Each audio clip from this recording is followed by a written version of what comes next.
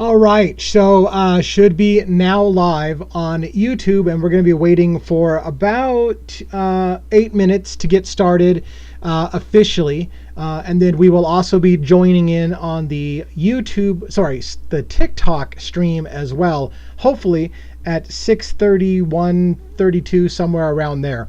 That's when my restrictions come off on TikTok lives, and we're going to try to simulcast like we have been in the past on both YouTube and TikTok. So thanks for joining in. Hope that this will be a thing tonight, but we'll see. I'm just mostly trying to get consistent and stay out of trouble tonight, because again, I'm coming off of a week-long suspension on TikTok that is getting lifted tonight in about 40 minutes. And again, I will be taking a momentary pause from the YouTube channel to join the TikTok stream as soon as that ban is lifted, which should happen very soon into the half hour into our thing. So for now, settle in. It looks like we've got people that are there. Hey, from Brooksville, Florida, welcome. And hi to Shelby. Thank you for saying hi. I'm going to try to rearrange my screens a little bit so I can see the chat a little bit better. I also don't have any moderator tonight to help me, so you guys need to be on your best behavior, because I'm all by myself, and I'm going to be watching potentially two different streams, TikTok and YouTube chat channels, and trying to keep up with it all. However, fortunately for me, I don't have a big following, so it should be pretty easy to keep up with the chat. I say that tongue-in-cheek because it would be nice to have a bigger following, of course. It makes me be more energetic, but it makes it next to impossible to keep up on my own. So at the moment, we're waiting for about another 7 or 8 minutes to get started officially with the live, in which I'll go into my introduction, my formal overview about what we're going to talk about tonight, and all those things. Again, if you I guess nobody's watching on YouTube or TikTok yet. I was going to tell you that there always is a delay between when I'm speaking and when you're seeing it on YouTube. That delay is a good 20 seconds maybe or so. So it'll throw you off if you're trying to listen to both channels at the same time. Looks like Kimberly and somebody else in the room knows each other, right? Welcome, Kimberly. Welcome to the show. Thanks for coming in. So again, let's just give us a little bit of a warm-up period for about 7 minutes here, get some people settled in. Hopefully we'll get a decent audience going for this night, so that I have nice and peppy energy and will yell at you a lot, because that's what I tend to do. I tend to get excited, and then I start raising my voice, and people say, hey, you're shouting. And I worked on that for a while, but it doesn't fit my MO, apparently, because when I get excited, I start to raise my voice. It is what it is. So again, about 6-7 minutes we'll get started, and at about 30-something minutes into the show, we're going to join the TikTok stream for my first time back on TikTok lives in what has been a week-long suspension. And let's hope that I can avoid being suspended. Of course, the best part about avoiding being suspended is to know what you got suspended about in the first place, and I am not certain. I have a guess, so I will avoid the area that I think that got me in trouble last time, I think. But again, if I was wrong, I could get shut down again. And also, it just might be the simple matter that TikTok just allows somebody to report you, and as soon as they report you, they just automatically knee-jerk reaction and ban you, and then think about it later, because they have no vested interest to give a shit what we're doing. So maybe it just takes somebody that just doesn't like me, and I think that's very possible. Lots of people out there don't like my channel, so maybe they just come in there and routinely report me, and I get in trouble. We'll see. In the meantime, if you've got a moment to ask a question, we got about 5-6 minutes before we'll officially get started. This would be a good time to say hi, let me know a little bit about you, or ask a question. If you're a regular and you want to help moderate sometime, let me know. I'd love to be able to have somebody help just keep the conversation polite and jovial, not argumentative, and get somebody that's going to get us in trouble fighting in the text. But TikTok, I mean, that's where the bigger problem is. I mean, my audience on TikTok is literally 20 times bigger than it is on YouTube. So YouTube's pretty easy. You guys are pretty low key over here on YouTube. And TikTok, sometimes it gets a little sketchy in the comments, and I wonder sometimes if those comments, the way people are reacting to my comments, may be getting me in as much trouble as my actual words. Gotta get a sound check. Tell me if anybody hears me fine on the YouTube stream, at least. I think the YouTube should be good. shared you out to certain Facebook groups. Thank you so much for sharing. If you're talking to me and you're talking about our channel, thank you for sharing us to certain Facebook groups. That's amazing.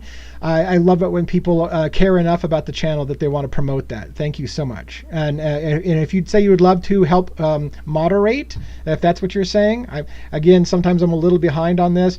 Would I ever consider, Cloud, are you asking if I would consider writing Luigi? Yeah, I have considered writing Luigi, unless you're talking to somebody else in the room. So if you're addressing me, I have considered it.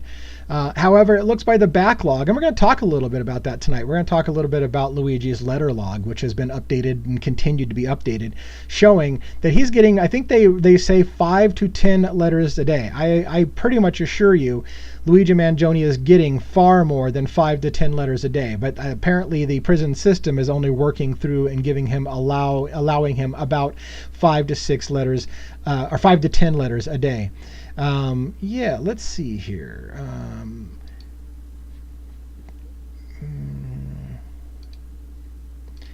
Kimberly, I'm going to give you moderator privileges. Kimberly, thank you so much. I think I've seen you here many times. So yeah, I'm giving you moderator privileges, some standard things. I should write him. Yeah, I thought about it, I thought about it, and I may write a letter. So thanks for the suggestion. I just may do that.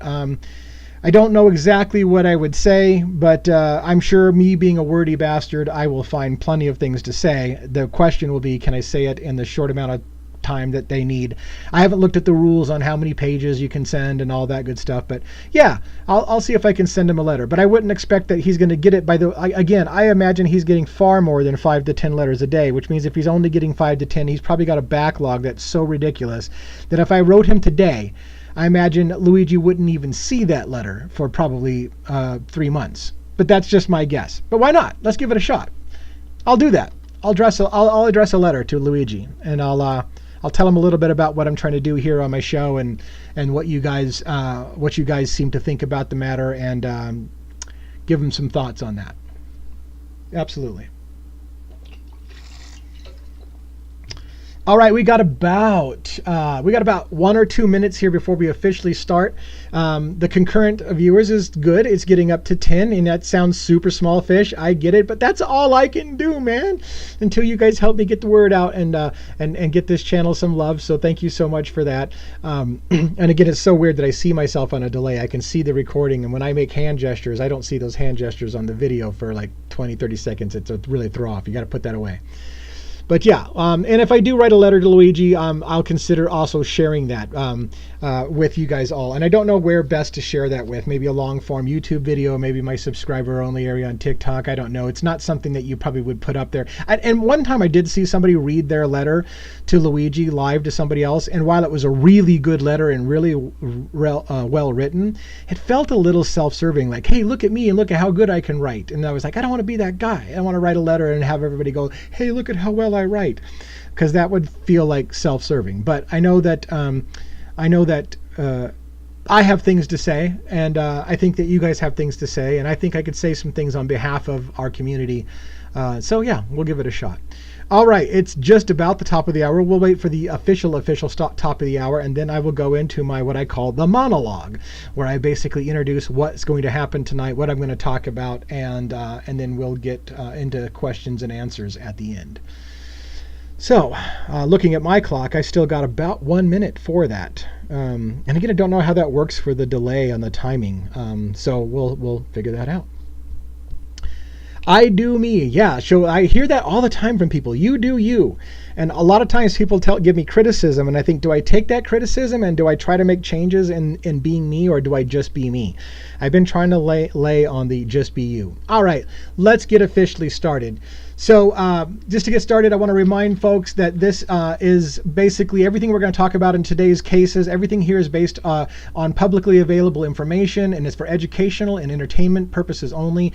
Nothing I say should be taken as fact. I am not the news, but what I say is backed by court records, by public information, and also as a reminder, our channel in particular is very, very big on the presumption of innocence until proven guilty in a court of law. And so all parties should be considered innocent until proven guilty in a court of law. And all parties should be considered innocent even when I'm presenting alternative theories. So that's my little disclaimer. I'm going to try to do that maybe shorter and shorter period of time every time. I'm also adding a disclaimer to my long form videos to make it clear that you should not consider me an authority. While I consider myself pretty well versed in these things and can speak with authority, I don't consider myself to be a authority, and nor should you repeat and say that the fact of the case is because devil advocates said so. I can be wrong. Keep that in mind.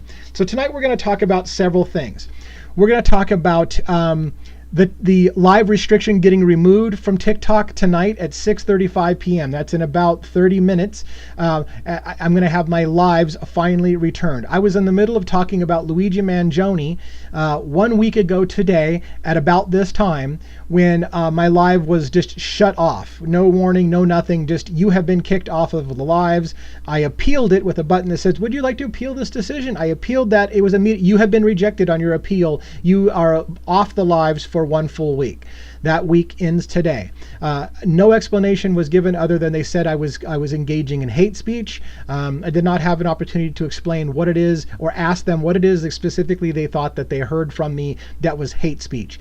I believe what I was doing, and I will say that now because TikTok or YouTube will not kick me off for saying what I think got me in trouble over there, which is that what I was discussing that night when our lives got shut off was I was discussing Pam Bondi and Karen Dignifilo. Pam Bondi ordering the federal government in New York State to seek the death penalty in Luigi Mangione and calling him a murderer who murdered an innocent man and father of 2 children, which is inappropriate in my opinion for the Attorney General to call somebody a murderer. It's okay if she wants to direct the federal government to seek the death penalty. It's not okay for her to presume somebody guilty, because in our country, in the United States, where I am at, we presume innocence until proven guilty in a court of law. And for an Attorney General to call Luigi Mangione a murderer was a major problem. And Karen's response to that was effectively to say that our healthcare system is a murderous healthcare system. It was in the middle of that speech that I got shut off of the lives for hate speech.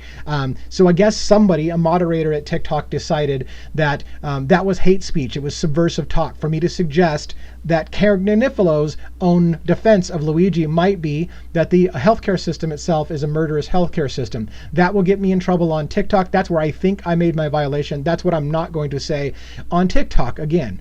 So again, I want to encourage you, by the way, you YouTubers, to stick with YouTube, because I think YouTube is more freedom of speech. I think they are a lot less likely to kick me off for stating an opinion. And so we will talk about those things before we join the TikTok stream. When we get to the TikTok stream, we will not be talking about Karen Dignifilo calling our healthcare system a murderous healthcare system. I want to give one more plug real quick, and this is supposed to be the monologue about what we're going to talk about, but I need to get this out before we join the YouTube stream, because again, once we join, or sorry, the TikTok stream, because once we don't join TikTok, we can't talk about this. I want to remind you, and I'm going to remind you again later on in this evening, that I have a long form series of videos called Luigi's Bookshelf. There was a documentary put out about Luigi Mangione that stated, and by the way, we're going to talk about Kohberger tonight. So if you're here wondering why I keep talking about Luigi, we're going to talk both Kohberger and Luigi Mangione. But anyways, in a documentary, Luigi Mangione allegedly had said that he had problems with our healthcare system, that it was out of control and that it was a problem, and that he wasn't the appropriate person to be able to explain just how bad the healthcare system is in America, and that if you wanted to better understand it, you should read books by Elizabeth Rosenthal, which is An American Sickness. We have been reviewing that book chapter by chapter. So I encourage you to get a copy of this book, read along, follow my series called it's called Luigi's Bookshelf, An American Sickness, and I'd go chapter by chapter through that book, and it talks about just how horrendous American healthcare system is. We have people from all over the world who are listening to that. Even though I have a small audience, it still literally includes people in France, in Germany, all kinds of countries, Australia, all kinds of countries around the world that are saying, oh my God, you Americans have it horrible. Why are you not rioting in your streets? Again, that's something I can't say on TikTok. When we join the TikTok stream, I won't be be saying words about rioting in the streets or a murderous healthcare system. We're not going to get away with that over there. But when we join, we will try to do our best to get TikTok involved, because that's where most of my audience is at. We're going to talk a little bit about my wife's not going to be here tonight, by the way. She normally would help out with this broadcast, the she-devil as I've been calling her lately. She has her own personal business that she runs from home. She is backlogged really bad and asked if she could find a way for her to continue doing a very noisy machine while being my moderator. I'm like, you can't do that. That machine will just be all over the microphone. Just take the night off. I got this. So she's taking the night off to get caught up on her personal business. She's got her own thing, which is also why I'm saying I could use some moderator help going forward. I don't know how often my wife is going to be, or how long my wife is going to be backlogged on her own personal business. So that's for that. We're going to have some updates tonight on Kohberger. That's going to be a large part of tonight's discussion before we break into questions and answers, because I didn't even know until late in the day that Kohberger had a televised motion in limine hearing that was televised, 8 hours in court, and it was broadcast. I got kind of notified about it late in the day, and I was like, really? That can't be. Like, his trial's not until August. And they're like, no, it's on right now. And I'm like, so I jumped on it. I saw about an hour and a half of that. However, I did see also a review by a particular YouTuber of some of the things I missed, and I'm going to cover what they said. I did not see it myself, but if what they said is true, it's pretty big news. So I want to talk about that as well. Just let her know, or just let me know. Okay, yeah. So anyways, I'm just catching up. It's really hard for me to catch up on the texting while we're doing this, so bear with me. I don't have my help and support from the lovely lady. So there's that. We're going to also talk a little bit about Luigi Mangione and the letter log. Somebody asked me to that I should write to Luigi Mangione. I'm going to now do that. I have been thinking about writing to Luigi Mangione. I don't know that anything's going to come of it, but you know what? It doesn't hurt. It doesn't hurt to write Luigi Mangione. So I'm going to give that a shot. I'll draft a letter here in a little bit, and I'll share that with you, maybe on my website. By the way, if you're looking here, you should see my website posted. It is devilsadvocates.info. I've got a daily thing that I'm trying to keep you up to date on new things that are going on. I'm going to scroll down just a hair and let you see there's 2 YouTube links. It looks a little messy. I'm working on this, but there's 2 YouTube links to a book review on American Sickness, and also a new one that I'm starting on the Idaho 4 murders, When the Night Comes Falling, a book review of Howard Bloom's book that he published on the Idaho 4 murders. So if you're interested in reading along, getting a copy of those books, being part of a book discussion, I encourage you to start these series. Go and watch my Luigi's Bookshelf on American Sickness. We're now 7 parts in, 6 chapters. There was an introduction. That's part of what the difference is on the numbering. We're 7 parts in, but there's 6 chapters we've covered, and we're just now on chapter 1 of the Idaho 4. So you can see those there. I'm going to switch over to a full screen thing because it's really all you need to see about my website. Hey everybody, I'm full screen. So let me tell you a little bit more. Again, I've got a timer going off on my phone, probably coming up here shortly, to remind me that I can try to join my live on TikTok, and we'll do that. We're going to talk about the Luigi's letter log, some an upcoming podcast appearance that I had that I'm going to give you a little bit of information about, and maybe a little bit about my recent video that I had where I talked about, is Luigi Mangione heading in the way of Jeffrey Epstein? And I have to be careful about this, because that's an area as well that I'm afraid that TikTok will just flat out kick me off. And if they kick me off again tonight, I'm probably gone for good, or I'm going to be gone for a month. I've heard that the first big punitive thing is a week off of the lives. I got that thing. I think the next one is a month off the lives, and if you do it again, you're off lives for forever. I'm going to hope to not push the envelope. Okay, so I will try to do my best to cover a little bit about that video that they allowed on TikTok to get put out there about the Jeffrey Epstein. Is Luigi Mangione going the way of Jeffrey Epstein? I'll explain that a little bit and hope that we don't get kicked off. I'm even having nervousness right now talking about it, because I just feel like TikTok's just not going to let us talk about that, even though they let me talk about it in part on the video. But again, whether they'll let me talk about it on live, I don't know. I'm going to move some things around on my screen so I can see your chat a little bit better. All right. And then last, we're going to talk about open questions and answers, where you can ask questions and answers about either the Luigi Mangione case or the Bryan Kohberger. As you know, I cover both these cases pretty extensively, and I'm continuing to do long form videos on YouTube about that. So let's kind of get into that a little bit. It's unfortunate. I thought I could talk long enough to get us hooked up to the the TikTok stream, but I can't because that's still 21 minutes away before I can join the TikTok stream. So we're just going to go ahead and get started, and they're just going to miss out on it because TikTok has slapped my hand. All right, before I get, I guess, into the official talking about Kohberger, does anybody have any comments or questions on my monologue, things that you want to hear more about, less about? I just want to take a moment, I guess. We'll stall just a hair to kind of see. The future of TikTok is so uncertain, especially now since relations between China and the U.S. are so strained. Right, yes. And I have many sources that are indicating that the moderation and the content moderation on TikTok is very sketchy right now. Nobody knows what they can and can't get away with. I don't know if it's the American government already applying pressure on TikTok or whether China's doing it themselves or what's going on. But right now, everybody's afraid, it feels like, to move on TikTok because we don't know what we're going to say, and we also don't know what the longevity is. So if TikTok goes dark, it'll be a no-brainer. We're going to go, well, I could say it, but I won't say it. We're going to go very deep on YouTube and go all in. And that's a euphemism, I suppose. All right, hold on. All right, so what else? Any other questions you got before I get into the Kohberger stuff? And then, like I said, we're going to cover Kohberger quite a bit at the beginning. Then we're going to cover a little Luigi. We'll talk a little bit about my long form videos. We'll join up with the TikTok stream at some point, and then we'll just do open questions and answers at the end, even though I'm kind of asking for a few questions and answers to get started. China's pulled out of the sale. Oh, China pulled out of the sale. Yeah, well, that doesn't surprise me. That doesn't surprise me. So yeah, and if that's the case, then the question is, will they even let it go the whole 75 days before they shut it off? Lots of stuff can happen. We're still on a 75-day ticker, well, minus how many days have gone by since that 75-day extension was granted. So, all right.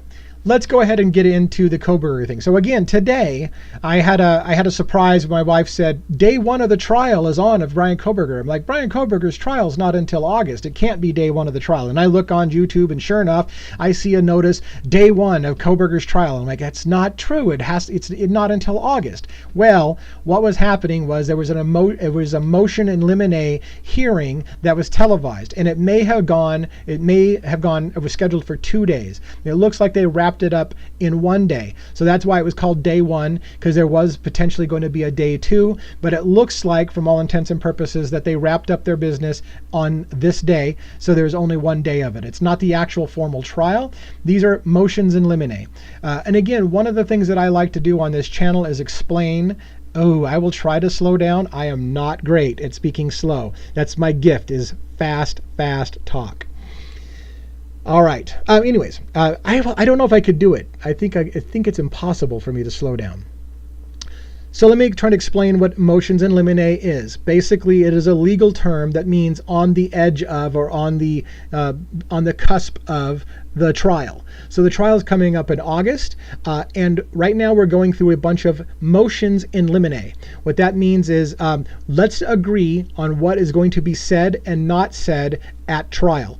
And part of what happened today was the judge appeared, from what I saw, to get a little annoyed at the number of things back and forth that they're arguing about what can and can't be said in court, right? So they're arguing, we don't want, for example, the defense says, we don't want the witness to claim that the person she saw had bushy eyebrows.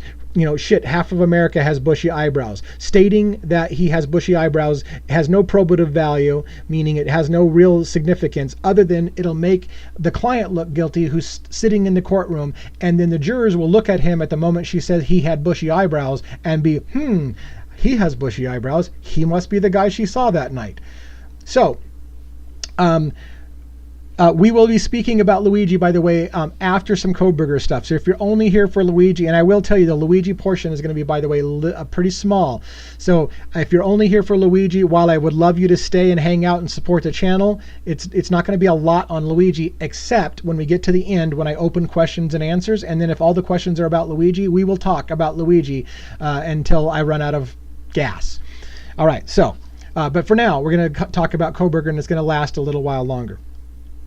So there was these motions in limine. The judge Hitler basically stated, hey, look, you guys are filing a whole bunch of arguments back and forth of what can and can't be said in court. We're all professionals. You're all part of the Bar Association. You know what you're allowed to say and what you're not allowed to say. We don't really need to have all of these filings. And so that was kind of my takeaway from the start of Judge Hitler's kind of thing, which is like, basically, knock it off with filing so many requests to agree on what we're going to say in court. You guys are professionals. You know what you're allowed to say in court, and we can work that out in court. We don't have to keep having a million filings going on. Because right now, I tell you, as a true crime follower, it is hard to keep up with the amount of paperwork being shot back and forth.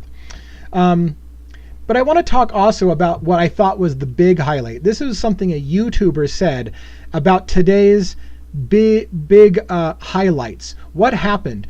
A lot of what happened, from what I saw, and I was in there for about an hour and a half watching the live stream, what I saw, a lot of it was basically the defense continuing to argue that they have not been, this is not a fair fight, that the amount of evidence that the prosecution has and has not revealed in a timely fashion, and the amount of time it would take the defense to go through all that information, they haven't had a proper amount of time. To which the judge, in my opinion, and I'm giving an analysis here, to which Judge Hitler seemed to not give a shit. His attitude was like, according to you, it would take 18 million years to go through all the evidence that they gave them, and I'm not giving you 18 million years to look through it, so deal with what you've got.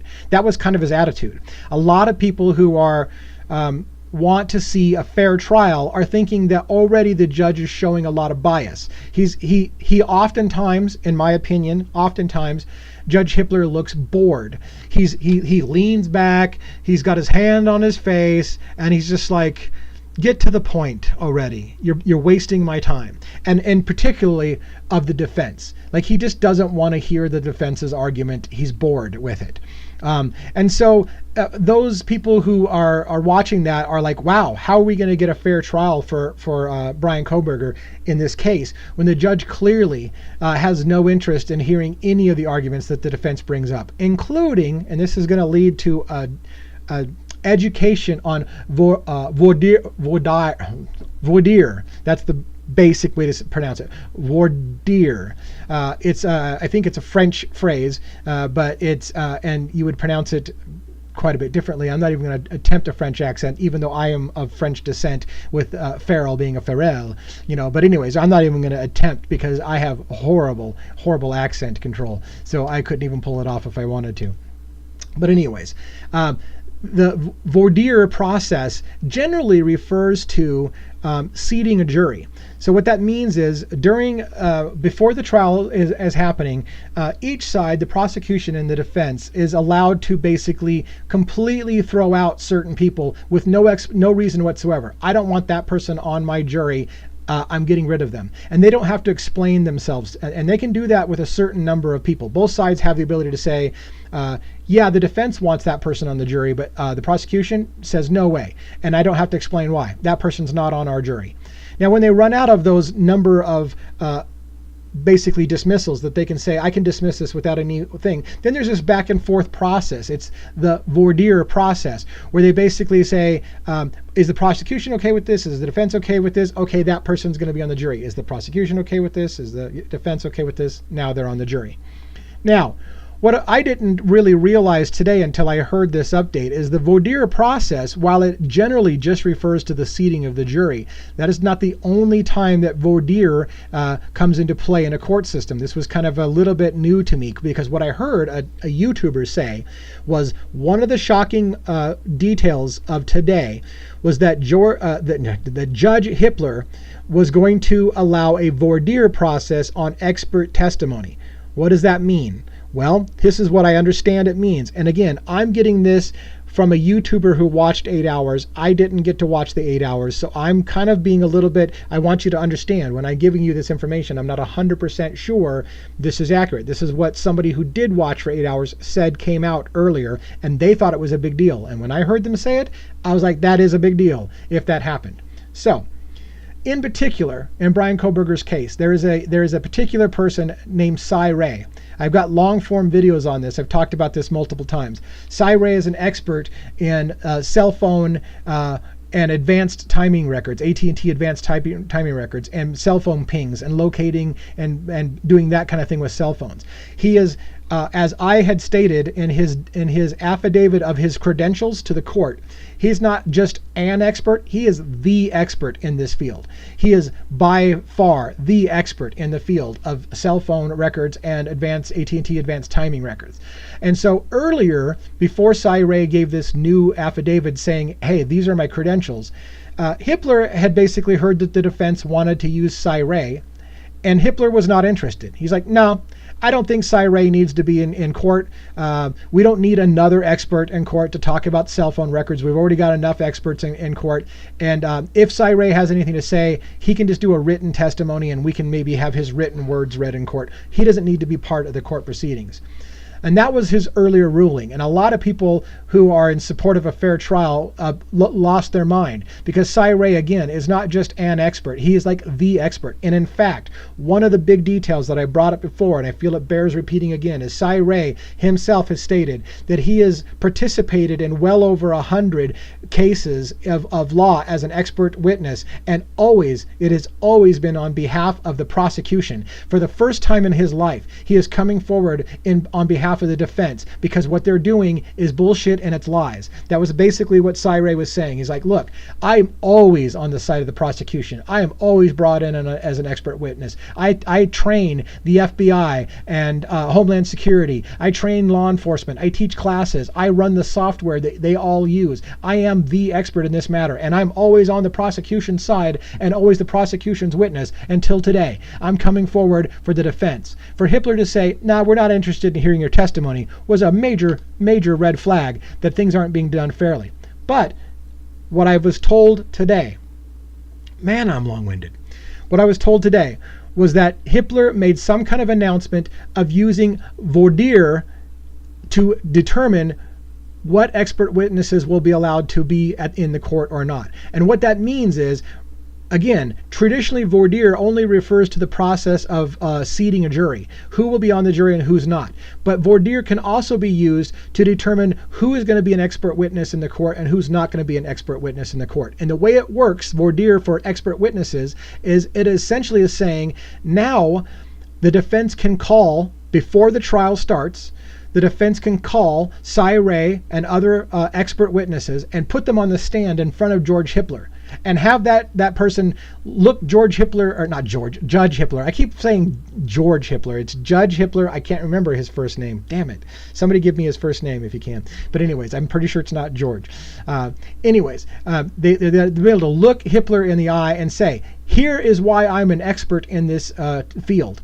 The prosecution will then have an opportunity in court to say, that guy's not an expert. His credentials are shit. We don't believe it. And this expert has more credentials, and so we should use that guy instead. And then the judge will listen to both sides in court. Before, he didn't listen. Before, all Hippler did was he made a ruling on paper. Nah, I don't think we need to listen to what Cy Ray has to say. If Cy Ray has something important, he can put it in writing, and maybe we'll read it in court that way, but he doesn't need to be in court. Now it sounds like, from what I understand, is Hippler is going to allow some of those experts to come sit in front of him in a courtroom and have the defense say, this is why we think this guy is the expert in the field. And the prosecution will have a chance to rip that down and say, no, he's not an expert in the field. You're nuts, which they absolutely can't do in Cy Ray's case, in my opinion. And then when he's heard both sides of the arguments, he will then likely, in my opinion, change his mind, and Cy Ray will be allowed to testify.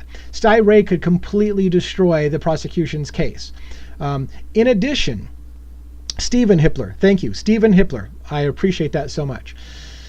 So I kept saying George Hippler. It's not George. It's Stephen Hippler. There was a judge earlier, but there is Judge Hippler now. And one of the YouTubers I watch calls him Judge Hitler all the time. That's probably not fair. I will try not to do the same. I just thought I'd mention it was kind of funny, but it's probably not so funny when you use it all the time, because it's kind of like calling somebody names, and I don't think that's really an effective way to get a discussion going. Anyways, having said that, I love that YouTuber. So where am I going with that? A side tangent. The point being is, if Hippler does allow a voir dire process for the expert witness and Cy Ray gets to testify, that's going to be a major win for the defense. In addition, one of the things that I heard Ann Taylor say myself was that they have a lead on an alternative suspect. Some of the discovery that has been given to them, they have been looking for somebody specific, and they have found information that corroborates a lead for an alternative suspect, and they need a little bit more time to hunt down the alternative suspect. That would be huge as well. I want to say also that Ann Taylor keeps tipping off, in my opinion. I'm seeing little things that I'm seeing Ann Taylor do as the defense, that she's tipping off that, one, there is a strong argument to be made that the murders happened in that house at a different time frame, that it happened earlier in the night, somewhere around 3:30 perhaps, or 3 o'clock in the morning, 3:30ish in the morning, and that the state's prosecution rests on it has to have happened between 4:05 in the morning to 4:20 in the morning, because that's what the eyewitnesses in the house state, right? So the prosecution is setting up the possibility that is it impossible for Bryan Kohberger to have been where they say he was in that short time frame. Therefore, they will have to admit that either Bryan Kohberger wasn't the murderer, or they're going to have to move the time frame to when it happened. If they move the time frame to when they happened, they are in deep shit, because then it asks the question, why did the survivors lie? Why did the survivors lie about the timing of when things happened if it didn't happen at 4:12, 4:16 in the morning? If that's not when it happened and the survivors lied, now we have to ask, what else are they lying about? If the murders happened earlier and the people who were there lied about when it happened, what else are they lying about? And so there is a huge domino effect that's starting to get into place, because again, if it can be proven that Bryan Kohberger couldn't have been at the house at the exact very tight window that the prosecution says, then it leads to why did the roommates lie? Why did they say that they saw him there if he wasn't there? Because the only two alternatives would be, yes, someone was there at the time, but it wasn't Bryan Kohberger, or it was Bryan Kohberger, but he wasn't there at the time. You follow what I'm saying? Either way, there's big problems. And in addition, the prosecution has asked, and I'm so sorry that we're so long on all this, but the prosecution has asked that the defense not be allowed to submit any information about alternative suspects without having specific information. Now, in a way, I have a problem with this. The whole idea of reasonable doubt is to present to the jury, and I see my hands keep coming up to the, because I check my phone every so often, which goes dark, to see what time it is and see if I can join the TikTok live. But anyway, so I just lost my train of thought. I just totally lost my train of thought. Remind me what the hell I was saying. I was talking about, well, shit. I don't know what I was saying. I just totally lost my train of thought trying to tell you why my hand was in my screen. All right. So we talked about potential alternative suspects being set up. Oh, yeah, there was another thing. This wasn't my point that I was just making, but it was another point I want to make. Another small thing that doesn't get talked about a lot is the whole manner of the wounds.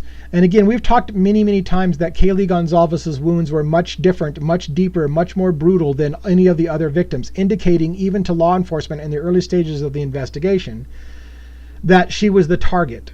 And I really apologize, by the way. Oh, I was talking about the timing. Okay, yeah. So why do I keep, I'm having a brain fog today. What the hell's going on? So, we're talking about, oh my gosh, my brain fog is so horrible. Oh yeah, the wounds. So the wounds on Kaylee Gonzalez were more brutal, more significant than the others. One of the things that keeps being pointed out is all this focus is being made on whether or not the same weapon did all 4 murders. Again, there are tip-offs that the defense is going to state, as I believe as well, that there was more than one person that went into the house and committed those murders. That the murders could have happened on 2 separate floors at the same time. That would explain a little bit how you could have done that in the amount of time. It's a very tight window for one person to have done it, especially now that we know that there was defensive wounds on 3 of the 4 victims, meaning that they were awake and potentially fighting back or defending themselves. That takes extra time and effort to when somebody's fighting back and awake. It's not like you just woke up and stabbed somebody in their sleep. And I'm sorry to be brutal and graphic, but we're trying to explain how do you commit 4 murders on 2 separate floors in this short 8 to 10 minutes roughly time frame that you have,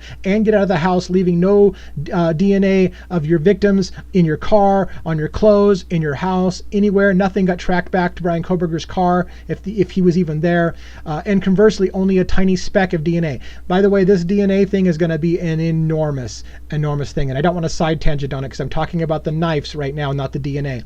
So there's indications that the wounds could have been made by more than one weapon. In other words, a different weapon could have been used on Kaylee and or Maddie than was used on Xana and Ethan. If that's the case, it again suggests that there was more than one killer in the house, that there was more than one person and they were using different weapons. The prosecution has tried to lay out that it's all one killer with one weapon by asking the question about the wounds. Could this wound have been committed by this type of knife? In which a person can say it could have been.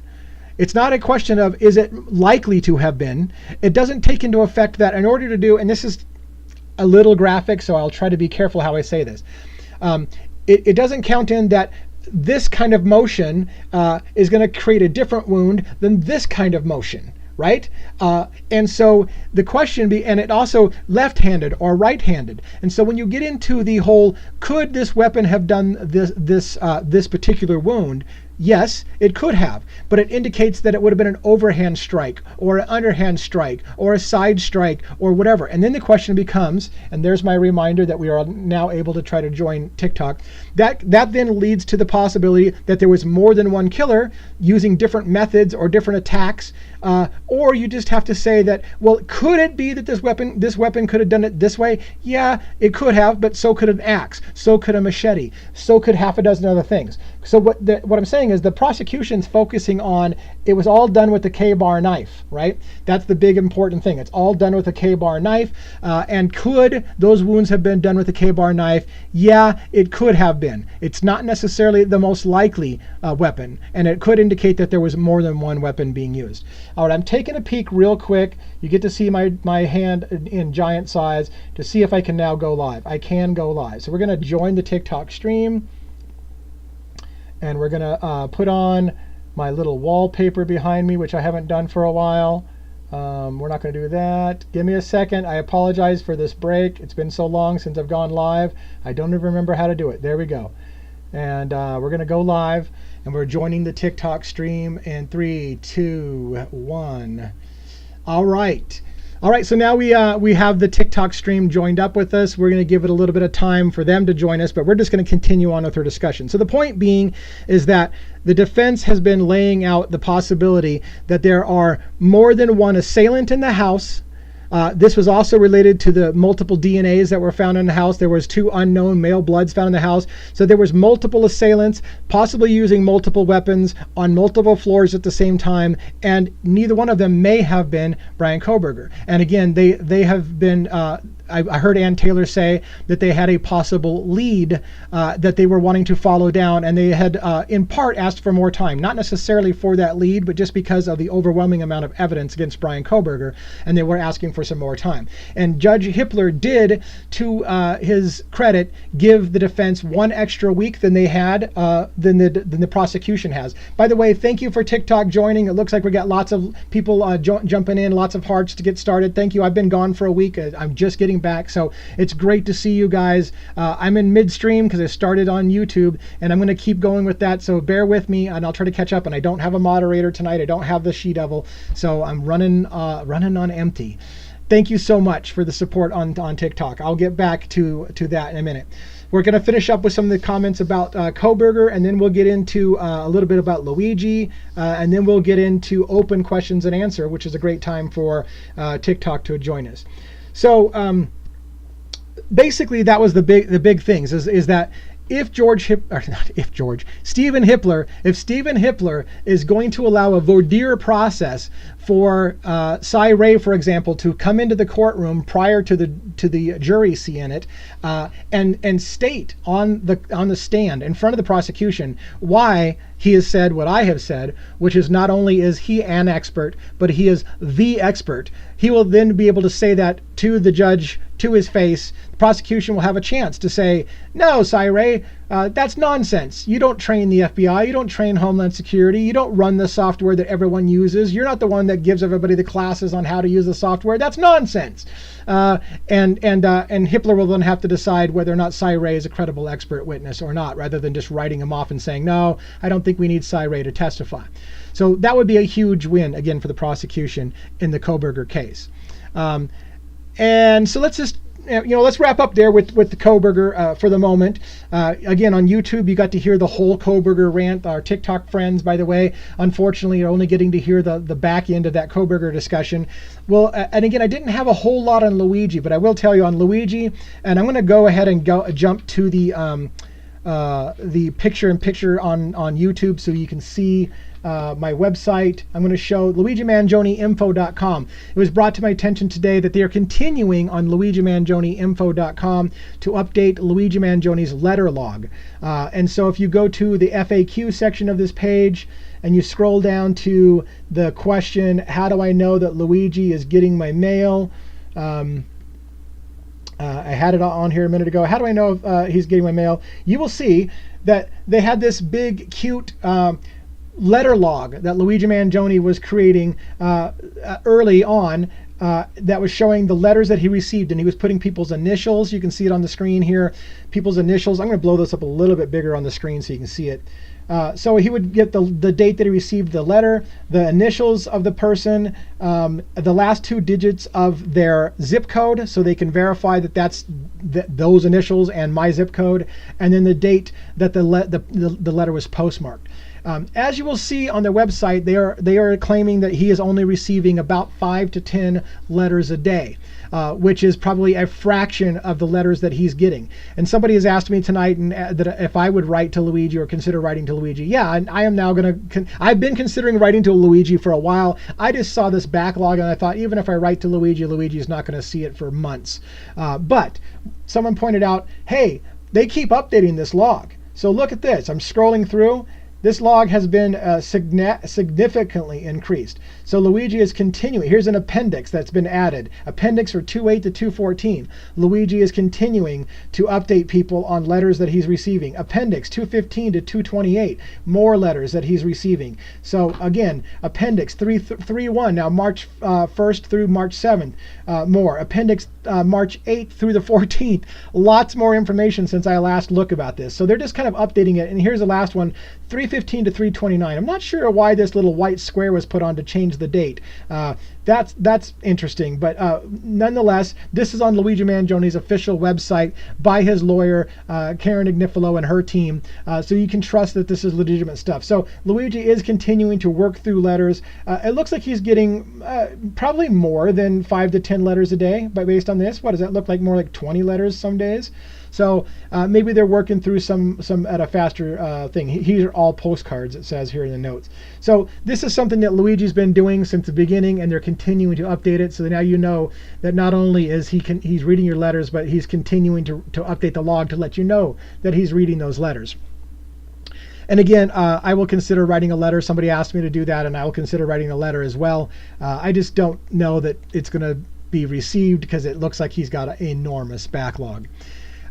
Couple things I wanted to point out. I did kind of point this out earlier. Again, as we get right before questions and answers, and then I'll open up the rest of this night to questions and answers on both Luigi Mangione and Bryan Kohberger. And by the way, I just accidentally kind of hid my my YouTube chat. So now I've got chat on my phone from TikTok, and I got chat on YouTube, and my eyes aren't the best, and my partner's not here. I'm struggling tonight, but I'm doing my best to get back in consistency. So I've got 2 long form videos that I recently did. One on Luigi's bookshelf. It's discussing the book An American Sickness. We talk at length about some things that about the American healthcare system that is in that book. And so if you want to participate in that book read, this was a book that was allegedly recommended by Luigi himself, saying, hey, if you want to know things about our system, you should check out Elizabeth Rosenthal. So we're doing a book series called Luigi's Bookshelf, and the book that we're reviewing is Elizabeth Rosenthal's book, An American Sickness. It talks about how healthcare basically got out of control and what you can do to fight back, and not in a violent way. It's not a violent statement. It's about how can you take control of your healthcare and try to correct this system. Boy, that green screen effect is going crazy on the YouTube or on the TikTok side. I also started a brand new series. Howard Bloom, famous true crime, novelist, writer, investigator, journalist, did a book called I think When the Night Comes Falling, and I've got that on the website as well. Right here, When the Night Comes Falling, Requiem for the Idaho Student Murders by Howard Bloom. One of the many people that I watch from time to time on YouTube about the Kohberger case mentions from time to time Howard Bloom's theories. I decided rather than getting it third hand, I'm just going to read the book, and I invite you to read the book with me. So I've now covered chapter 1 of Howard Bloom's book, long form, about an hour video, where I read paragraphs from his book and I add information that Howard Bloom didn't cover yet. Maybe he will later in the book. Thoughts about things that have come out since this book was published that maybe he didn't even have at the time. And so we enhance the book, and we also get new details. There was a question I had about when exactly Michael Kohberger came out to Pullman to meet his son and drive back across the country. Not only did Howard Bloom in his book tell us when that happened, he told us what flight, what type of airplane he flew on. So there's just details in his journalism that are just fascinating. Maybe not all that important to the case, but at times very important to the case. Alternative theories are going to come out in this book, and we're going to talk about that in depth. So I invite you, if you can't get enough about true crime, to follow both of my long form series on Luigi's Bookshelf, the American Sickness book about our healthcare system, and also When the Night Comes Falling by Howard Bloom. I call it the Idaho 4 book series. You can subscribe to both of these playlists on YouTube. And that's basically it for my monologue, my big, huge talk, because that's all I do.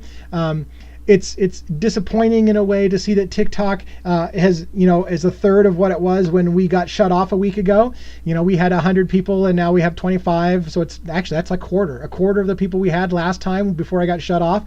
So we're just going to ease back into things and hope that TikTok allows us to talk without shutting us off and kicking us off the platform. I will try to do those things properly that I think might have got us in trouble before. So now I'm open up for questions and answers. I know there wasn't a lot of news for you, and you just listened to me ramble and probably didn't get a whole lot from the thing. But do you have any questions or comments about either one? And I might put on my glasses to help me look at the chat a little bit better. Oh, an update on Luigi's log. I didn't know. I checked the website earlier, but forgot the FAQ. I'll check for my letter after the live. Fantastic. If your letter's on there, I'd love to know. I would love to know. So yes, I also found out that they were updating the Luigi's letter log, and it's not something they advertised on the front page. You just have to go to the same area where it says, how do I know he's getting his letter? And it's just a longer list. Any other questions? Oh, there's my wife. It looks like my wife did sign in. Last I saw my wife, she was working hard on her quilts, and I just let her be. I told her I could do this without her, so I see that she signed in. So welcome there. She doesn't have voice for this, so the she-devil has shown up. Any other questions? I'm looking at both chats right now just to make sure if there's any other questions. I've got a nice yellow tint on these glasses, I see, and a horrendous freaking thing on my nose. What the hell? All right, that's awesome. Anyways, got a bunch of postcards one day. Yes, I saw that. Luigi put on there that he got all postcards. So they must have just at the prison decided to do, it was postcard day for Luigi. So they went through and they picked a bunch of postcards and gave him a bunch of postcards. Again, I imagine the mail room at the prison is probably full of bags of mail for Luigi. And they just, as they decide, they have time, they'll pull out a few letters because they have to review every single one of those letters. They have to inspect them. They photocopy them because Luigi's not even getting the actual letter with your ink on it, because that could potentially be somebody smuggling in something. He could lick acid, for example, off of the paper and get high. Who knows what could be happening? All people smuggle in. Oh gosh, now I'm going to get in trouble with TikTok. Crap, man. There's so many things I have to avoid on TikTok.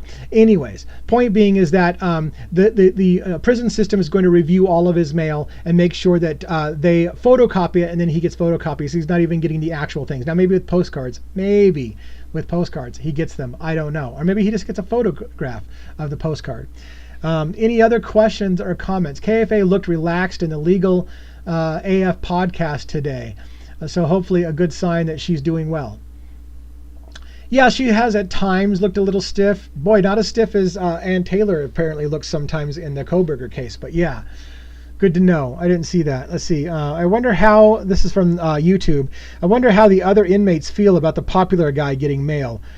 You know what? I think that the inmates actually support Luigi Mangione. In general, I think when things are good for him, it's good for other inmates. They kind of get a residual thing.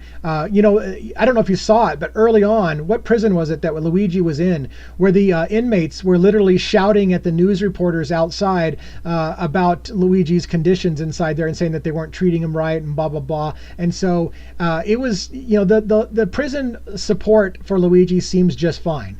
I don't think prisoners have a problem with Luigi Mangione. I think he has, in my opinion, has respect in the prison community. I've never been to prison, so I can't speak on behalf of how it is inside the prison. But from what I see from the outside, and even what the mainstream media is letting us know, it seems like he's doing just fine. We don't need to worry too much about other inmates treating him unfairly, I would think. Let's see, what else? It looks like my wife was saying that she's trying to help moderate stuff. It's not a whole lot to moderate, fortunately. I mean, between the two channels, between TikTok and YouTube tonight, unfortunately, we have less people than I used to have on YouTube. It is a sad, sad panda day that getting banned for a week on TikTok has just crushed the numbers. But it is what it is. We will try to just get some consistency back together. Maybe I just didn't have a hot enough take tonight, whatever the case may be. Consistency, consistency, consistency until they kick me off. All right, what else we got? Rumor has, okay, wait, hold on. The PA prison. Oh, so the prison that I was talking about was the Pennsylvania prison. Was I going to discuss Jeffrey Epstein? Yeah. Rumor, let me get back to that. Rumor was he was sharing commissary funds and purchasing things for others. Oh, wouldn't that be nice? I mean, that would be a sweet, sweet thing to do if that's the case. I mean, everybody's portraying Luigi as an extremely sweet human being, and maybe he is. I don't know. Just like anything, what we hear bad about him also could be portrayed as good for him, depending on who's giving the thing. So who knows what we're getting the truth about, but that would be very interesting. For the civilian witness grand jury testimony, we could talk about that as well. So the Epstein thing, I'll talk about briefly, because again, this is one of those things I said I was nervous talking about. I mentioned this on YouTube before we joined TikTok, because I said if I join TikTok, they probably won't allow me to talk about it and I'll be kicked off. All I did was I did a video and it was allowed to stay on TikTok. So for that, I'm going to try to do no more than what I did on TikTok, what they've already allowed. But as many of you know, when Jeffrey Epstein was facing a big trial, many people believed that Jeffrey Epstein was going to out a bunch of high-level people to get a plea deal or whatever the thing for himself, and then all of a sudden, Jeffrey Epstein had a change of heart, I guess you would say, and decided that he didn't want to go through with the trial. Enough said about that. You know exactly what that means. You can't say those words on TikTok. So Jeffrey Epstein decided to not go through with his trial, and that trial never happened. Now, many people in America, and this is an opinion, so please, for the love of God, TikTok, don't kick my butt for sharing opinions. Many people in America do not believe that Jeffrey Epstein actually pulled the plug on his own trial, that Jeffrey Epstein was silenced. That's what many people believe, is that Jeffrey Epstein is silenced. I'm not even telling you my opinion on the matter in that. Many people believe that Jeffrey Epstein was silenced, and because he was silenced, no trial happened. And because no trial happened, we don't get to hear a plea deal of big names being released. We don't get to hear people fall that would have fell if that would have gone to trial. The trial's over. If Jeffrey Epstein is over, the trial is over. There's no trial. There's nothing to discuss any longer. So I asked the question. Again, gosh, man, TikTok, you've got me terrified, because I believe this is what I got in trouble for. Karen Agnifilo has indicated potentially that this trial is going to be in part about the American healthcare system. And in fact, Law and Order did a fictionalized story. I'm heading right down the path that got me in trouble last time. So Law and Order did a fictionalized story in which Ethan Weller, who was the person representing essentially Luigi in that case, was doing a self-defense, basically in defense of others. And so some have questioned, is that what's going to happen in the Luigi Mangione case? Is this going to become a Luigi Mangione may have done it, but if he did, it was self-defense or in defense of others? And if it does, will the American healthcare system be put on trial? Now, I have stated a million times that I don't believe any judge or any court is going to allow the healthcare system to be put on trial. However, I've also stated a million times, I thought the same thing when the O.J. Simpson trial, it was going to become about the LA Police Department being a racist police department. I thought to myself at the same time, when I was a much, much younger man, no court is going to allow this to become an issue of a racist police station, because they will just say, objection, Your Honor, the LA Police Department's not on trial here. O.J. Simpson is on trial. And you know what? That trial became about racism in the LA Police Department. And in large part, analysts believe, in large part, the jury acquitted O.J. Simpson not because necessarily they thought that he wasn't guilty of something, but rather because it was a stand-up against a racist police department. Thank you, Sam C, for showing support and being happy that we're back. My audience unintentionally is getting me to try to get myself kicked off the platform again, talking about the very same thing that I think that got me kicked off last time. So all I was stating is that this could be another situation where I'm wrong, where I say no court's going to allow this to become the American healthcare system on trial. No court's going to allow this to become the LA Police Department being racist as part of the trial, because it's about this other thing. But yet, I was wrong once before. Will I be wrong once again? And then to follow that rabbit hole, the dangerous area, this subversive, oh my God, you can't say that on TikTok, does that mean that Luigi needs to be worried? Right? Will he get a fair trial, or would somebody want to silence Luigi Mangione? And that's a question, for God's sake, not inciting violence, not in asking anything. I'm asking. That's what we have to ask. Could this be going that same route? And I understand there's a lot of differences between the Luigi Mangione and Jeffrey Epstein situation. For one, Luigi, in this thought experiment we're having, Luigi doesn't have dirt on the healthcare system. That's not what this is about. It's not like somebody doesn't want Luigi to go to court because he's going to expose some dirt on the healthcare system. However, and unlike that, Jeffrey Epstein did, right? Jeffrey Epstein allegedly had names. He had a book. He had video camera footage of high, powerful people in government and powerful positions of authority, that if that was to go to court, he would be like, hey, I got video on XYZ. I'm not even going to name hypothetical people. I don't want to get in trouble, right? So he could name names. I'm going to show you videos of so-and-so. You think I'm such a bad guy? Explain why your head of state is in my place doing things that were shady. The difference is, of course, is that Luigi doesn't have that kind of information on somebody. And secondly, the American public wasn't real sympathetic to the charges against Jeffrey Epstein. Jeffrey Epstein was again accused of things I can't talk about on TikTok. I can't even tell you what Jeffrey Epstein was accused of. I would get kicked off of TikTok for even telling you the news.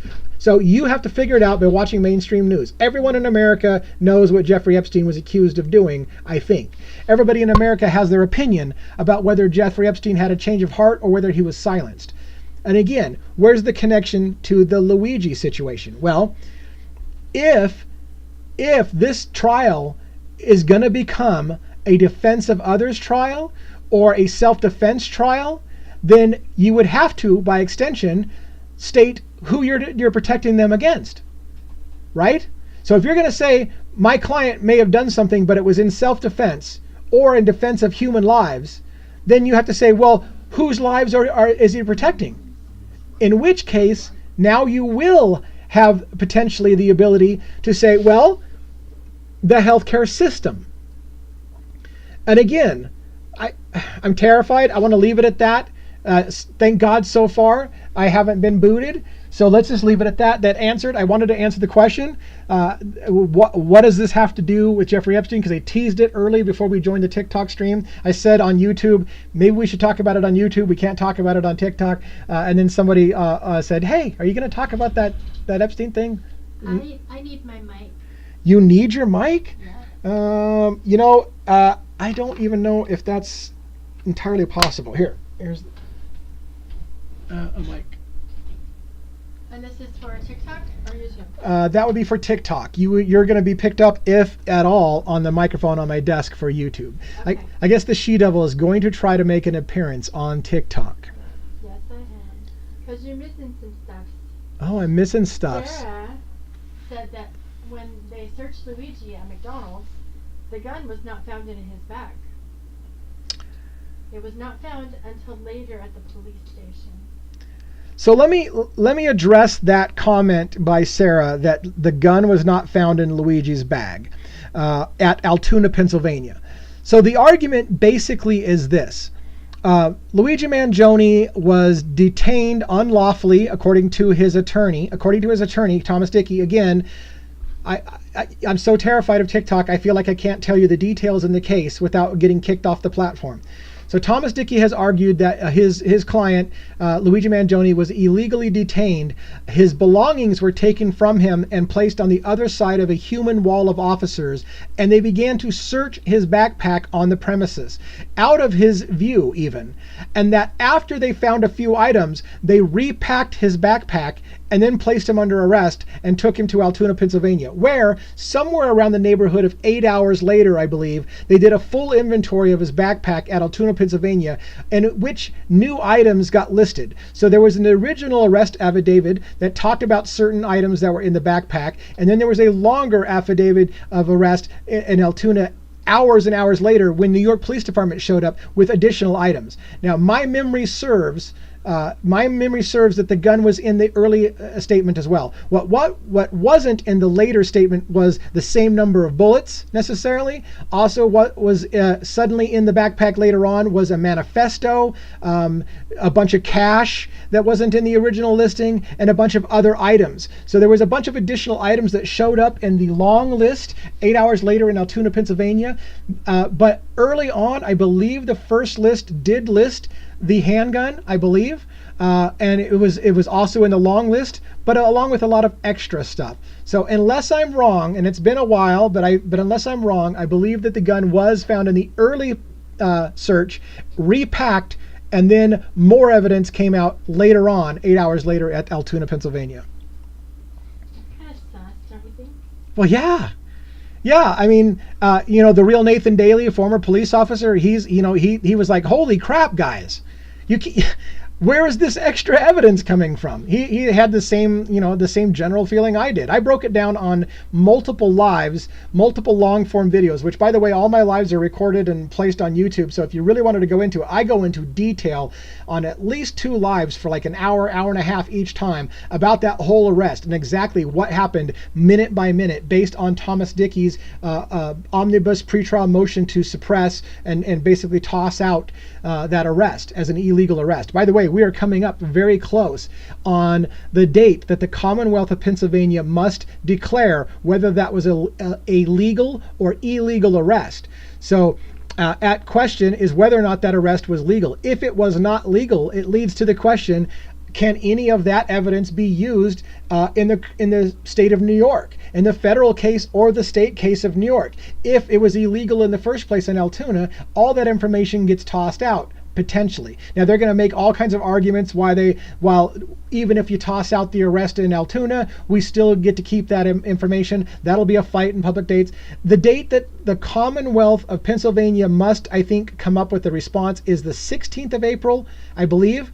And then, coincidentally, and I've commented on this before, the federal government has until the 18th of April, coming up very soon, to formally indict Luigi Mangione. So again, if you're not familiar with what this means, a grand jury has already been convened on Luigi Mangione. They have been meeting for quite some time. Normally, they would have only 30 days to bring an indictment against Luigi Mangione or a pretrial hearing, because we have a right in America to a speedy trial. So they had 30 days to do so. Now, they asked for more time, and his lawyer, Karen Agnifilo in New York, granted the federal prosecutors more time. A month or so goes by, and they asked for more time. It is now 100 days past due of when they should have indicted Luigi Mangione, and they still don't have an indictment.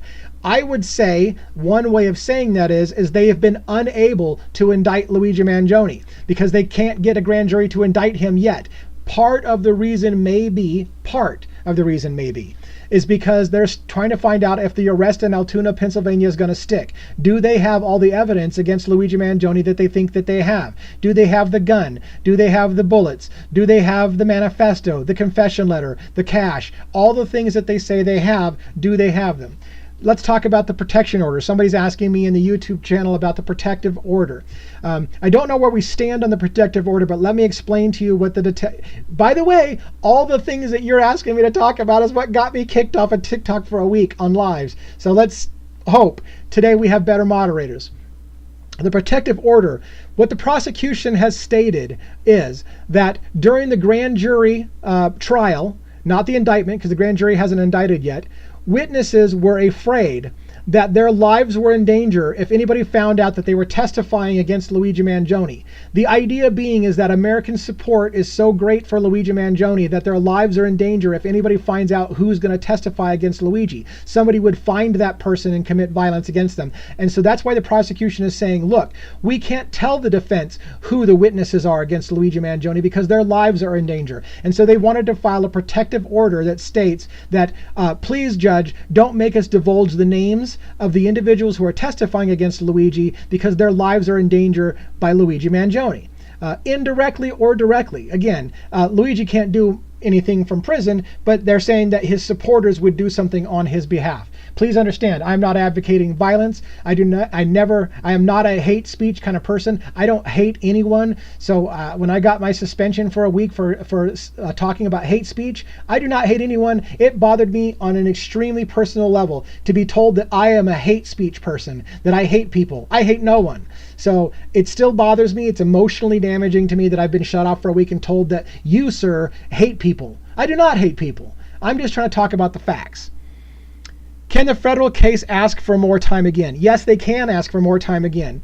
And I didn't tell you the other reason, in case people haven't heard it before. The other reason why Karen Agnifilo may have allowed the prosecution, the federal government, to continue to extend the date is because Luigi Mangione is in federal custody right now. He is facing trials in Pennsylvania, the state of New York, and the federal government in New York. But the federal government has custody of him. If the federal government is forced to indict or let Luigi go, they could still indict later. All that happens is Karen could say, you must let Luigi go, either indict him or let him go. Now the indictment can come later. They can continue to try to get a grand jury to indict him as long as they want to. There's no technical limit on the number of times a grand jury can be convened to try to get an indictment. So they can keep trying it. But they would, if Karen insists, be forced to let Luigi go. Though that doesn't sound like a bad thing, does it, for you? A lot of people think that doesn't sound like a bad thing. But what it does mean is Luigi is also wanted in Pennsylvania, and he's also wanted in the state of New York. If the federal government lets go of Luigi Mangione, he may be remanded into the custody of New York State and then sent to Rikers prison. Rikers is notoriously a very dangerous prison with bad health conditions. And so it is very likely, by some people's estimation, that part of the reason why Karen Agnifilo is allowing the federal government more time to indict is because to insist that the federal government let him go means that he gets remanded into the custody of the state of New York and sent to Rikers. And she doesn't want her client at Rikers. Thanks for the questions. Great questions, educated questions. Anybody else? Anything else for the peanut gallery tonight? I'm working on getting caught up. Good. I usually go about an hour, which we're at, to about an hour and a half. So I got about a half hour more in me. I don't like to go 2 hours. I think that's too long for my format.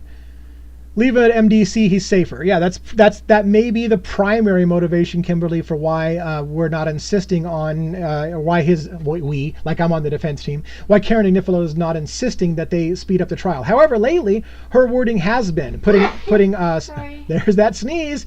You missed it. It's back. The sneeze. All right. What about the ballistics report? I don't believe we have a ballistics report yet. And in fact, the ballistics report is going to be some pretty new territory. 3D printed guns are not something we have a lot. That's not something we have a lot of precedence with. So that 3D printed gun is going to become a real new thing in this case, I think, personally. Something earlier, somebody said that tomorrow is the deadline for something. For Does anyone know if he got the, I'll get back to that. Does anyone know if he got the laptop? All I know, the last I heard was a judge had said he has no problem with Luigi Mangione being given a specially configured laptop as requested. The state, I think it was the state that was telling him they didn't want him to have a laptop? Anyways, the judge stated that he was okay with him having a laptop. So I think whether or not he got it or not, I don't know, because the wording was, I don't have a problem with it as long as the prosecution, the jail system doesn't have a problem. I think that's what he said. Basically, if the jail system doesn't forbid prisoners from having a laptop, I have no problem with them having a laptop. Oh, the protective order deadline is tomorrow. So they have to basically state whether or not they're going to protect certain witnesses' names from being divulged by tomorrow. Okay, I would believe that's possible. I didn't check the date on that, but that sounds like. What about the shoes? Not on the list. Yeah. So I believe the shoes, this is something I heard a lot of people say that wasn't on the list. I saw it on the list. It's just listed as black shoes. It's not listed as black Adidas, black Filos. It's not listed as black with white stripes. It just says black shoes. But some people have said that there's no list of shoes at all. So I have seen an inventory sheet from the 8 hours that lists shoes. So I'm not sure. I will have to do some extra digging. I keep hearing people say, where did the shoes go? The shoes aren't on the list. I see the shoes, black shoes, not detailed enough for a mile. That's what Monica Salitas said. I agree. I see black shoes on the list. Nathan Daly, I think, commented as well. You never be that generic about it. You list very specifics, the brand, the model of shoe. You don't just do black shoe. So black shoe is like, what the hell? Like, as Nathan Daly said, that person should be fired from the inventory list. You never write that shitty of an inventory. It is very specific. You don't just say black shoe. Anyways, somebody else is agreeing that black shoes is on the list, number 6 on the original, or 26 on the original list. Shoes. Yeah. It was on the PA inventory list, but not on the New York prosecution's list. Now that makes sense. That, because again, I did see the PA. I saw the Pennsylvania inventory list and saw the shoes. So there's where where my confusion may be. You're saying it didn't make it into the New York list of evidence. So I will look into that and see if that's something weird or not. Yeah, thank you for clarifying that. Yeah, and somebody said here, and I think they're right. If they left it open-ended, they did it for a reason, because they don't want to get. Because you're right. The more specific you are, it goes both ways. The more specific you are, the easier it is to get a conviction. If you say, look, it was a black shoe with 3 white stripes on the side and purple shoelaces, and if it turns out you can put your guy in that description, you've got him.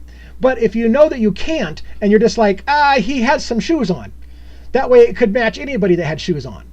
So you're right, it can go both ways. That's a bunch of crap. Right? That's our legal system. That is our legal system in a lot of ways.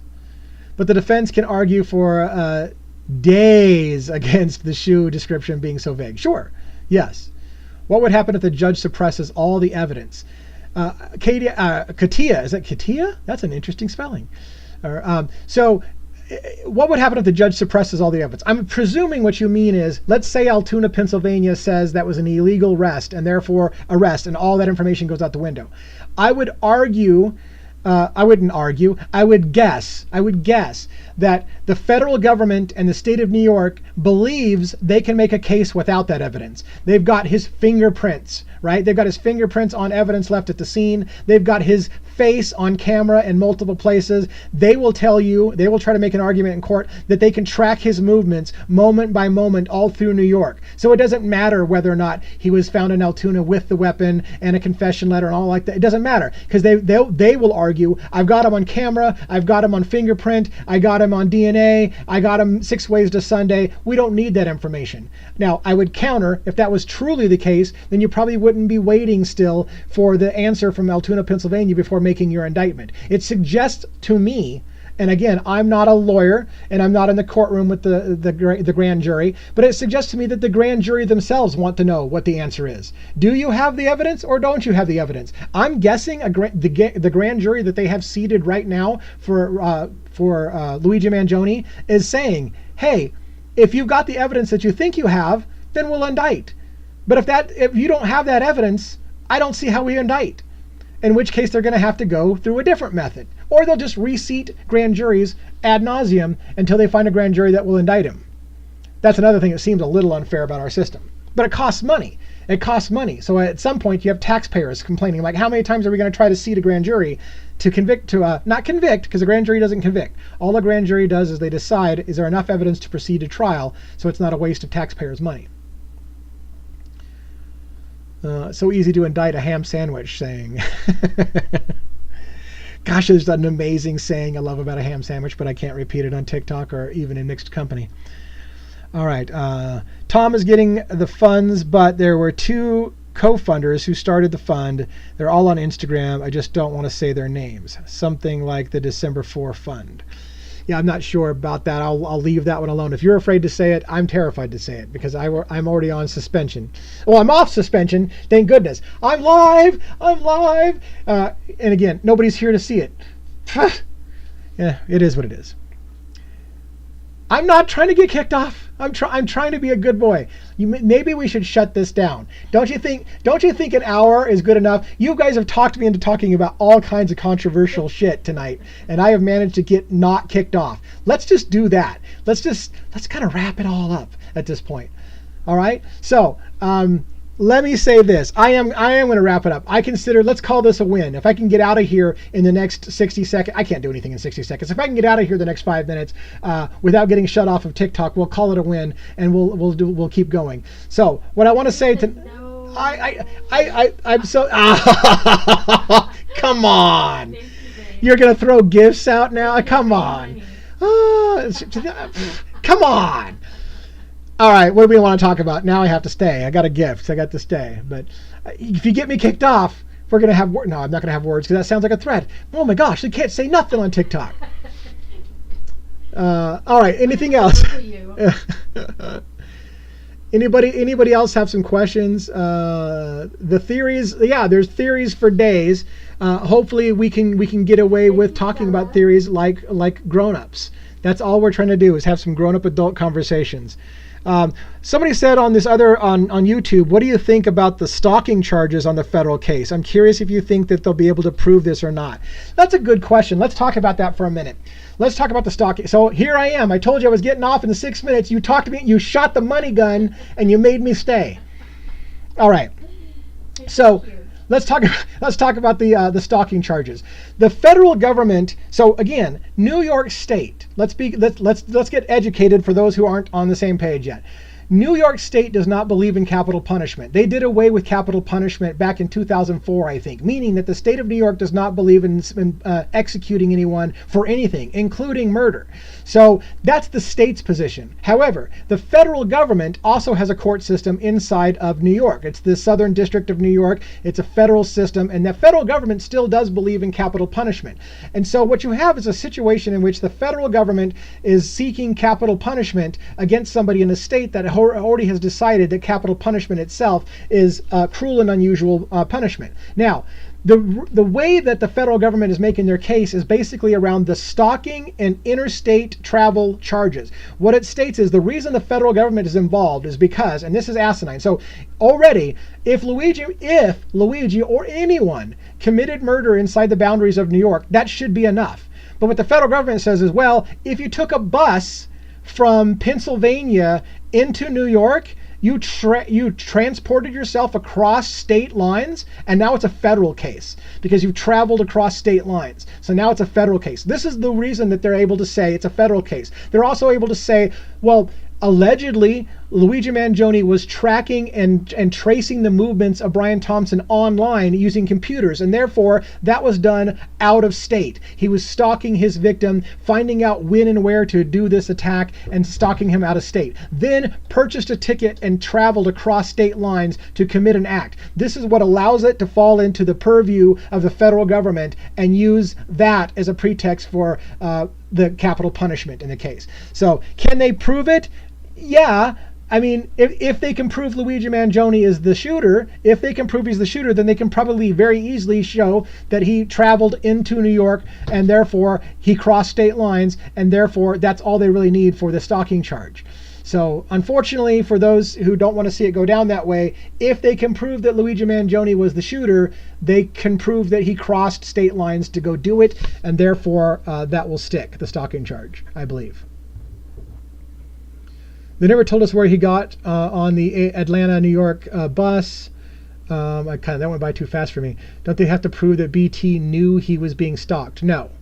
I don't believe that they have to prove BT knew he was being stalked at all. You can only research individuals in your own state, but the shooter shows no face, right? I think that is the catch. He's not the one that did it. So, right. Let's see. No comments from the Peanut Gallery on YouTube. It's slow on YouTube, so now I can just kind of focus on TikTok. Now, people, I know you shot me the money shot there earlier. Wow. I'm not even going to go there. But I really need to exit the platform. I need to exit the platform because, again, we're going to call this a win. We're going to call this, I haven't been kicked off tonight. So I want to once again, and then somebody made a comment over here and I got to read it. Is the Luigi Crime and Order podcast still doing new episodes? I'm not sure. Is it biased? I'm nervous. I don't know. I've done reviews, full reviews on the 4 documentaries about Luigi Mangione. They're all on YouTube. You can watch them, my reviews of those, if you're curious to hear my take on those. Yeah. Let's wrap it up. I swear, I'm done. Thank you so much for coming tonight. Thank you for supporting the channel. Let's hope that we can get back in the swing of things. We can get regular again. Monday, Wednesdays, and Fridays at 6 p.m. Pacific Standard Time. What's that? Prunes are good for that. Yeah, right. I'm going to get regular with Prunes, and I'm also going to try to come on to the show in that condition. Thank you so much for the likes, the loves, the gifts. I don't know, by the way, what gift values things have. So when I see a gift, I don't even know how to appropriately do that. I suck at saying thank you to the right people and the gifts. Nobody hardly ever gives me gifts. There's a gift right there. I don't even know what the gifts are valued at. So I thank you for all gifts, because if you've spent even a penny of your own hard-earned money to say thank you to me, I appreciate it so much. And I love everyone who came in here. Oh, they're throwing roses I'm gonna get off. Oh, they love me. No, I'm gonna get off the stage before I get shut down. We're out, people. Love you, Have a good night. Thank you so much for coming. And I gotta shut